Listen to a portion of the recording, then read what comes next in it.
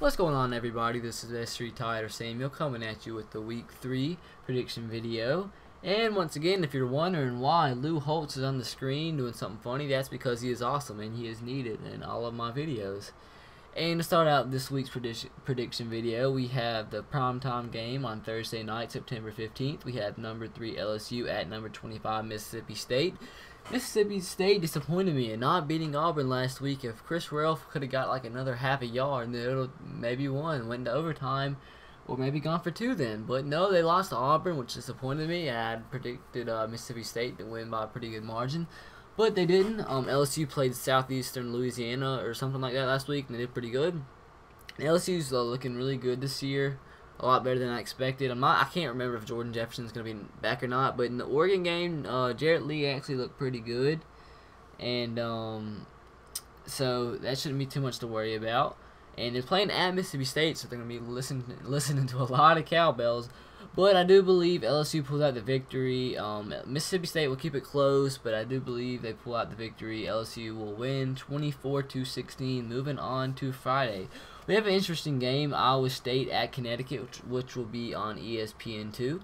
Iowa State's coming off a big overtime victory against their rival Iowa, and Connecticut's coming off a disappointing loss against Vanderbilt.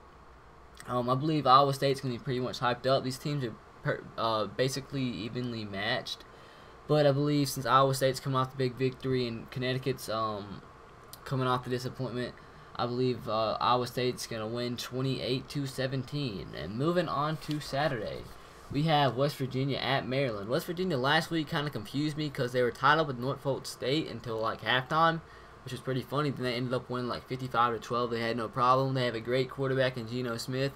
Have a few guys on the outside which are really explosive players, and so is a running back. I can't really think of his name right now. But Maryland has a pretty good team this year. I'm just talking about UConn. They have UConn's coach now, Randy Edsall. He's a really good coach. They put up the upset of Miami on Labor Day, so they're not a team to look down on. But I still believe Geno Smith and West Virginia pulls out the victory, 35-20 over Maryland. Next game, Auburn at Clemson. If this was last week before the Mississippi State game, I predicted Clemson to get to slobber Auburn. But after last week, Auburn doesn't look that bad. Their defense is atrocious, but their offense is still pretty good. They're always going to be pretty good no matter who they have with Gus Malzahn at coordinator. And they do have some explosive players such as Ontario McCaleb and Trevon Reed, the freshman running back. Also, they have Michael Dyer, and Barrett Trotter's not a bad quarterback, even though I'm really critical of him because of that Mississippi-Alabama All-Star game, which I'm not going to go back into because he threw 8 million interceptions and Alabama lost by like 20 million. But I'm not going to go too much into that. But as I said, if this was last week, I'd have predicted Auburn to get clobbered. But Clemson also had trouble with Wofford and barely pulled out the victory against them. So I believe Auburn pulls out the victory pretty comfortable. I believe they win 42-28 over Clemson. Next game, this is going to be my upset prediction of the week. Penn State at Temple. I believe Penn State's going to be just very down after the loss against Alabama. Temple's going to be excited at home. Well, it's not necessarily a home game because it's in Pennsylvania. Temple's located in Pennsylvania. They play at the Philadelphia Eagles Stadium, so it's basically probably going to be half and half. Temple's never really a bad team. They're in the MAC, I believe.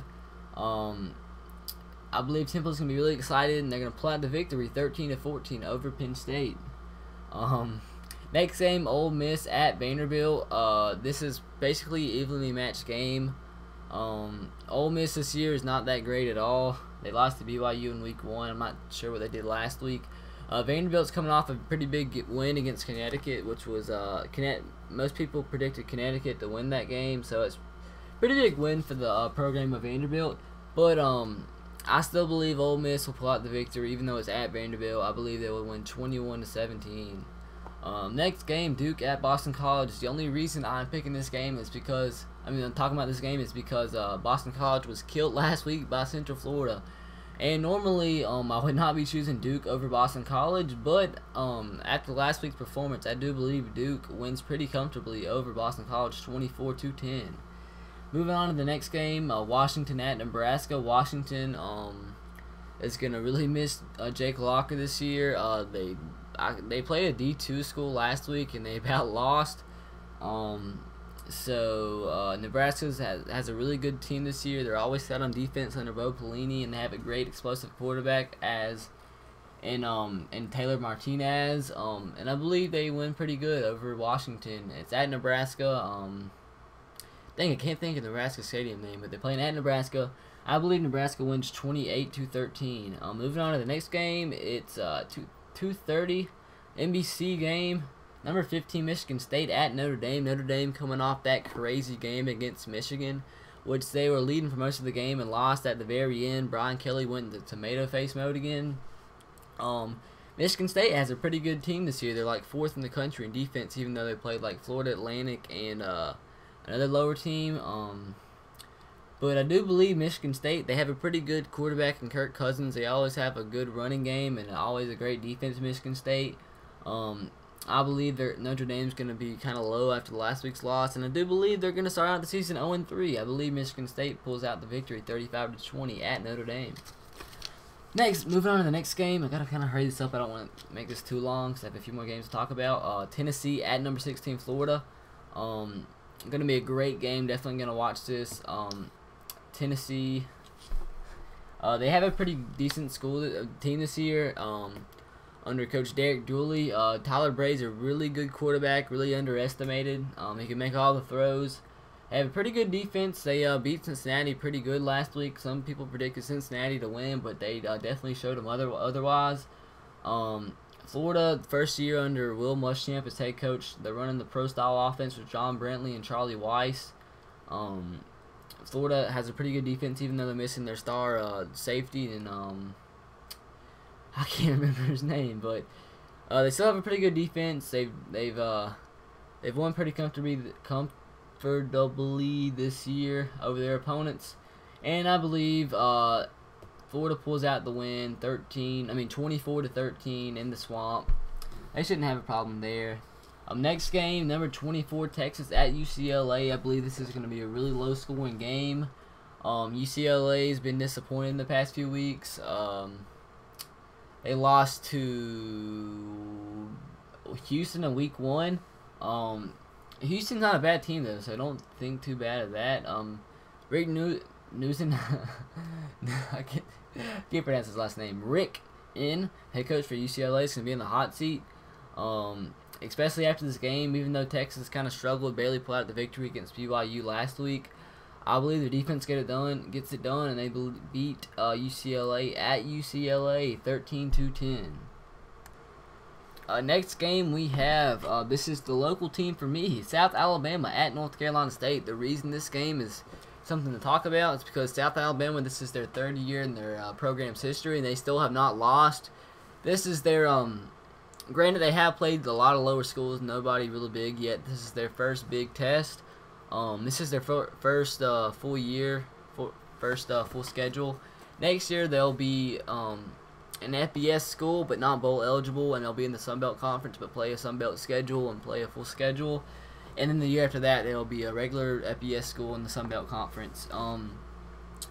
I do believe South Alabama will play it close. I really, really hope somehow they pull out the upset over North Carolina State. I just don't see it happening because North Carolina State just has way more talent than South Alabama has as of now. Maybe in a few years they will, but as of right now, I just don't think it will happen. I really hope and pray it does, but I doubt it will. South Alabama's going to play their hearts out because if they lose, it'll be their first loss in program history. And if they win, they can keep on saying we can beat FBS schools. We're undefeated. Who knows how long we can be undefeated, but I just don't see it happening. They'll play their hearts out, but I do believe North Carolina State pulls out the victory 24-17 or 13, something like that. A few more games to go. I have to talk about this game, Alabama and North Texas. I don't know what channel this is on. This better be on a good channel. Better be able to watch it. But AJ McCarron had a pretty good game last week against Penn State and Happy Valley. Played a lot better than I thought he was. He didn't have any turnovers. He threw for like 160 yards. Not bad. North Texas, they're not good. I believe they get pounded. I believe Alabama, they try to play Phillip Sims a little bit more than AJ to try to give him a little bit of feel, give him a little bit more of a more playing time, and but I believe Alabama pulls out the victory 35-7. Hopefully Phillips will have a good game. I'm rooting for him. I like both quarterbacks. I think they're both talented in their own specific ways, but even though AJ's pulling ahead right now, I'd like to see him give Philip Sims a little bit more of game time in this game against North Texas if we pull out the lead pretty fairly quick against North Texas in the first quarter. Moving on to the night game, one of the two night games, bigger night games that I'm talking about. Number 17 Ohio State at Miami, Florida. Both teams kind of awkward situations right now. Miami with all those suspended players, Corey Harris without the starting quarterback and a bunch of other players. Ohio State last week almost losing Toledo in the Big House. Dang it, that's the second week in a row. Not the Big House, the Horseshoe. Completely opposite teams. Quarterback Joe Bowersman, I've been on him a lot. He didn't have his greatest game. They struggled last week against Toledo, but Miami struggled themselves. It's just going to be a pretty crazy game. Can go either ways.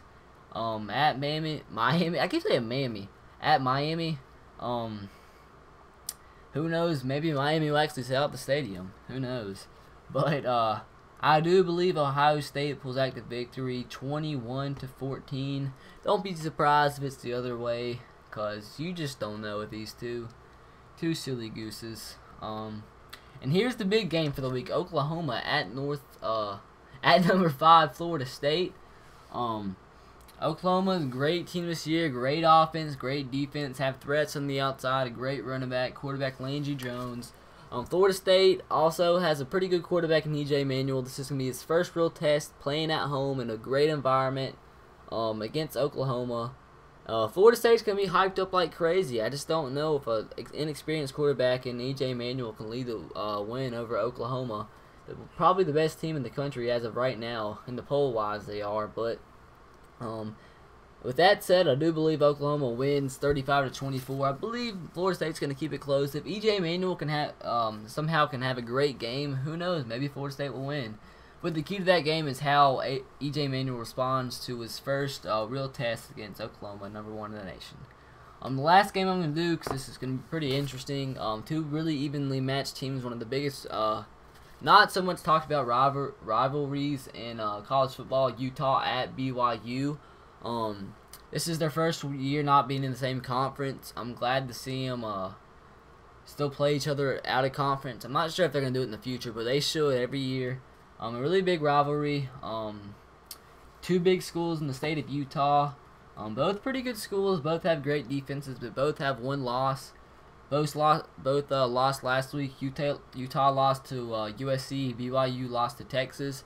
And they played them pretty close, too. They both about won against each school. They both have great defenses. Utah's first year in the Pac-12. BYU still in the... actually, they're independent this year, not a member of the Mountain West Conference. But they're both great teams. Utah has a quarterback in Jordan Wynn. He's a smaller guy, but he can run, and he has a pretty good arm. And BYU has a great defense and a quarterback. Jake Heaps also has a strong arm. He's a pretty good quarterback, not talked about much, but he's going to be a good one. I believe just because BYU is playing at home, I believe they pull out the victory very, very close, 21-10. And that is it for this week. I'm going to try to have a video out in the next few days. Actually, this is going to be a different type of video. BCS predictions. Way too early, but I really don't care. I hope you guys enjoyed it. See you guys in my next video, and roll Tide. Bye.